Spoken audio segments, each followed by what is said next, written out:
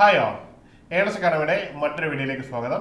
ഇന്ന് നമ്മൾ വന്നിരിക്കുന്നത് ഫിംഗർ പ്രിന്റ് സെർച്ചർ എക്സാമിനേഷന്റെ സ്കോളർഷിപ്പ് ടെസ്റ്റിന്റെ റിസൾട്ട് അനൗൺസ് ചെയ്യാൻ വേണ്ടിയാണ്.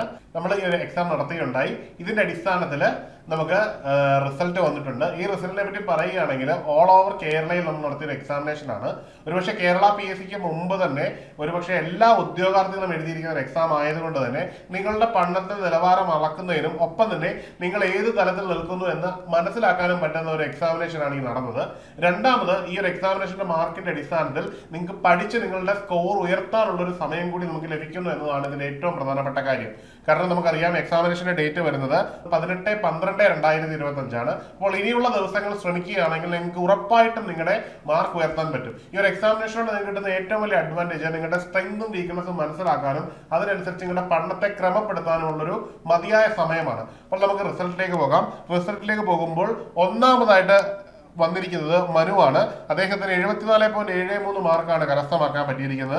അദ്ദേഹത്തിന് ഏണസ്റ്റ് അക്കാഡമിയുടെ കോഴ്സ് തികച്ചും സൗജന്യമായിട്ട് സ്വന്തമാക്കാൻ കഴിയും. അദ്ദേഹത്തെ നമ്മുടെ പ്രതിനിധികൾ വിളിക്കുന്നതും ഈ കോഴ്സ് നൽകുന്നതുമായിരിക്കും.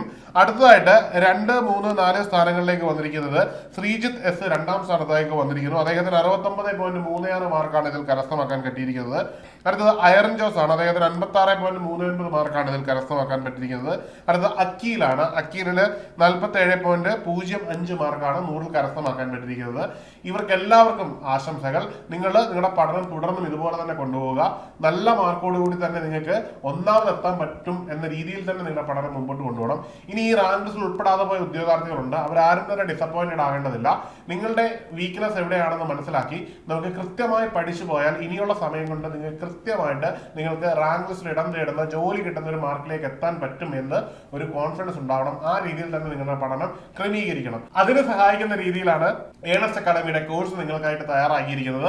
നമ്മുടെ കോഴ്സിനെ പറ്റി പറയുകയാണെങ്കിൽ നമ്മുടെ കോഴ്സിന്റെ പ്രത്യേകത ഓൺലൈൻ ക്ലാസ് ആയതുകൊണ്ട് തന്നെ നിങ്ങൾക്ക് ഓൺലൈനായിട്ട് നിങ്ങളുടെ സമയത്തിനനുസരിച്ച് കോഴ്സ് ജോയിൻ ചെയ്ത് പഠിക്കാൻ പറ്റും.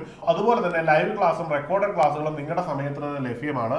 പിന്നെ നിങ്ങൾക്ക് എപ്പോഴും മെന്ററിന്റെ സപ്പോർട്ട് ഉള്ളത് കൊണ്ട് തന്നെ മെന്ററിന്റെ ഗൈഡൻസ് അനുസരിച്ച് പഠിക്കാവുന്നതാണ്. അതിലെല്ലാം ഉപരി ഇനിയുള്ള സമയങ്ങളിൽ ക്വസ്റ്റ്യൻ പേപ്പർ വർക്കൗട്ട് വളരെ പ്രധാനപ്പെട്ട കാര്യമാണ്. മുൻവർഷ ചോദ്യ പേപ്പറുകളും ഒപ്പം തന്നെ MCQs ധാരാളമായിട്ടുണ്ട്. അവയെ മുഴുവൻ കൃത്യമായിട്ട് ചെയ്യുവാനും സമയബന്ധമായി ചെയ്തു തീർത്ത് അതിനെ അനാലിസിസ് ചെയ്യാനുള്ള സമയം യൂസ് ചെയ്യുകയാണെങ്കിൽ നിങ്ങൾക്ക് ഇനിയുള്ള ദിവസങ്ങളിൽ എക്സാമിനേഷന് നല്ല മാർക്കോട് കൂടി മുമ്പോട്ട് വരാൻ പറ്റും. അപ്പോൾ നിങ്ങൾക്ക് എല്ലാവർക്കും സർക്കാർ ജോലി കിട്ടട്ടെ എന്ന് ആശംസിക്കുന്നു. മറ്റൊരു വീഡിയോയിൽ കാണാം. Good bye.